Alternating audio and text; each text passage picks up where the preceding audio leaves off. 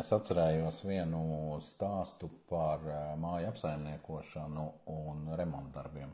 Tur arī bija anketas, kuras bija jāizpilda, kuras nav numurētas un tā tālāk, un rezultāts ir tādu, kā vajag mazākumam, nevis vairākumam.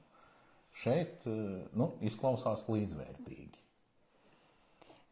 Jā, bet kas ir vēl interesanti? Kamēr mēs arī ar juristiem domājām par to, ka tas īsti tā kā, tiešām īsti pareizi tas nav, un mēs jau saprotam, pie kā tas novedīs, līdzīgas šaubas radās arī publiskās atmiņas centram. Tikai pavisam pretējā virzienā.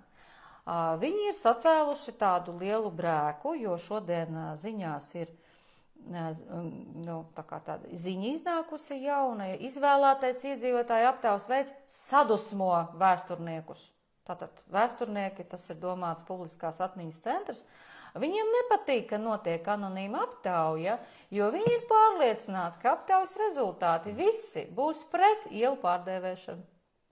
Tātad tas nozīmē, ka viņi nevēlas vispār ņemt vērā iedzīvotāju viedokli. Tas, ko viņi grib panākt, ir nekavējoši tūlīt pat ar pirmdienu pārdēvēt visas ielas, kuras mēs sakām. Un viņi pat ir izdomājuši, kā tās ielas vajadzētu pārdēvēt, viņi pat ir nosaukums piedāvājuši, bet... Tās ir lielas ielas Rēzeknē? Mums varētu uzrakstīt mūsu mīļie rezeknieši komentārā, cik lielas šīs ielas ir, spriežot pēc tā, ja Maskavas iela parasti viņa varētu būt liela, jā. Vienkārši stāsts, par ko arī mums Rīgā Maskavas iela pārdevē par Latgales ielu, ja? Un uz šīs Maskavas ielas ir ļoti daudz kompānijas, autotransporta kompānijas, loģistikas kompānijas.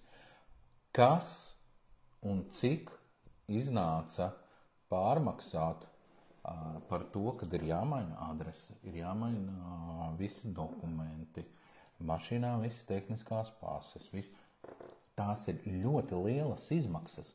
Par šīm neviens skaļi nerunā, bet bīda šos aplamos pieņēmumus par vienīgiem un patiesiem.